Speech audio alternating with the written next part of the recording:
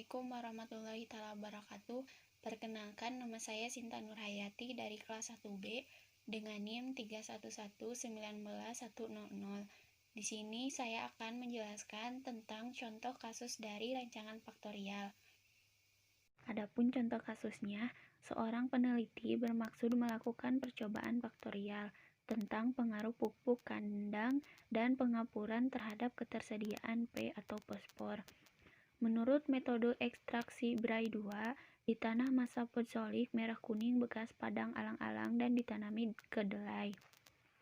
Setelah mempelajari hasil penelitian sebelumnya, terlihat bahwa takaran pupuk kandang dan kapur karbonat untuk berbagai tanaman umumnya optimum pada takaran 10 ton dan setara dengan 1 dikali ALDD. Atas dasar penelusuran ini, beliau mengajukan hipotesis dengan 3 hipotesis. Yang pertama, pupuk kandang akan berpengaruh positif nyata terhadap ketersediaan P atau H1 umum dan akan optimum pada takaran 10 ton per H atau H1 khusus.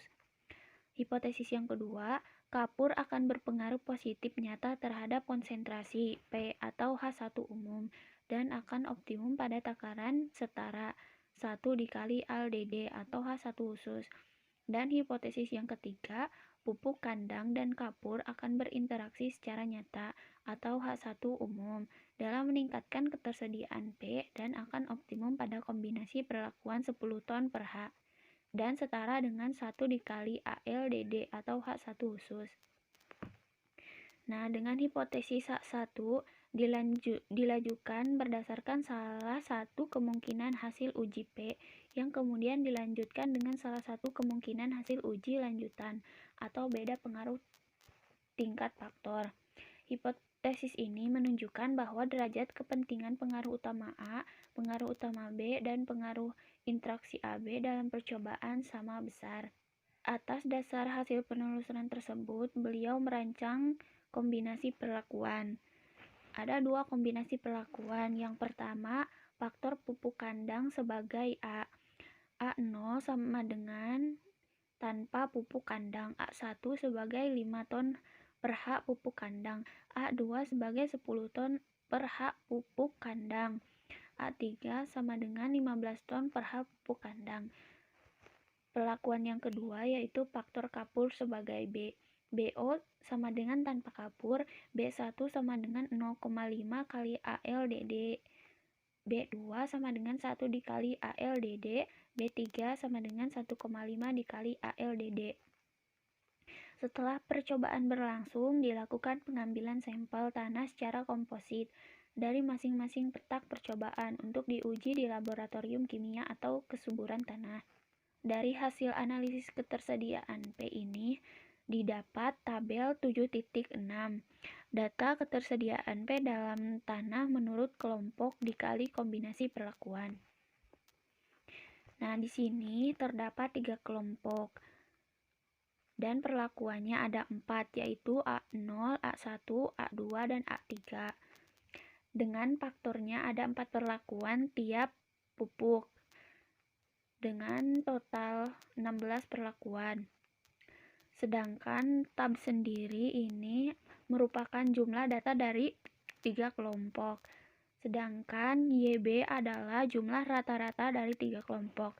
Dan TK merupakan jumlah dari data kelompok. Hal yang harus pertama kita lakukan yaitu menghitung faktor kombinasi dengan cara jumlah dari TAB dibagi dengan banyaknya data sehingga menghasilkan 924,88521.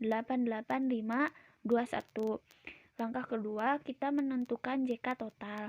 JK total ini dapat dihitung dengan cara nilai dari kelompok 1 B0 2,1 kuadrat atau pangkat 2 ditambah dengan nilai kelompok 1 B1 dan seterusnya sampai dengan nilai kelompok 3 bagian faktor B3. Setelah itu dikurangi dari nilai faktor kombinasi sehingga didapat nilai 141,115. Selanjutnya yang dihitung adalah JK kelompok. JK kelompok ini bisa dihitung dengan cara nilai TK dari kelompok 1 dikuadratkan, ditambah dengan nilai TK kelompok 2 dikuadratkan, dan nilai TK kelompok 3 dikuadratkan. Setelah itu dibagi dengan total perlakuan.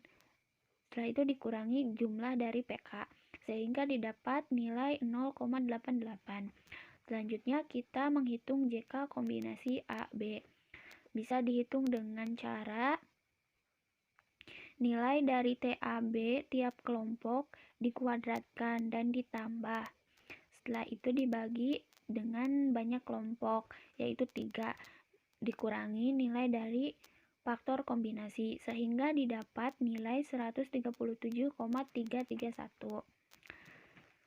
Tabel selanjutnya merupakan data ketersediaan dalam tanah menurut kombinasi A dikali B. Dalam tabel ini juga sudah terdapat TA, TB, dan YB, dan YA. Selanjutnya, kemudian kita hitung JK galat. JK galatnya bisa dihitung dengan JK total dikurangi JK kelompok dikurangi JK kombinasi A, B, sehingga didapat nilai 2,896. Selanjutnya kita menghitung JK pupuk A. JK pupuk A ini dihitung dengan cara nilai TA masing-masing faktor dikuadratkan dan ditambah. Setelah itu dibagi dengan 12. 12 ini didapat dari nilai faktor B, yaitu 4 dikali dengan 3, sehingga didapat 12, dikurangi PK, sehingga didapat nilai 92,976. Selanjutnya kita menentukan nilai JK kapur B. Nilai JK kapur B ini bisa dihitung dengan nilai TB dikuadratkan ditambah nilai TB B1 dikuadratkan ditambah nilai TB B2 dikuadratkan sampai B3. Setelah itu dibagi dengan banyak faktor dikali kelompok, yaitu 12. Setelah itu dikurangi PK, sehingga dihasilkan nilai 17,461. Setelah itu kita menentukan JK interaksi AB. Nah, JK interaksi AB ini bisa dihitung dengan cara nilai JK kombinasi AB dikurangi nilai JKA dikurangi nilai JKB, sehingga didapat nilai sebanyak 26,891. Kemudian ada tabel 7.8, yaitu hasil analisa pengaruh utama dan interaksi pupuk kandang dan kapur pertanian terhadap ketersediaan P dalam tanah. Di sini sudah tercantum semua, termasuk F hitung dan F tabelnya, yang 5% dan 1%. Nah, ini didapat dari lampiran F tabel di bawah.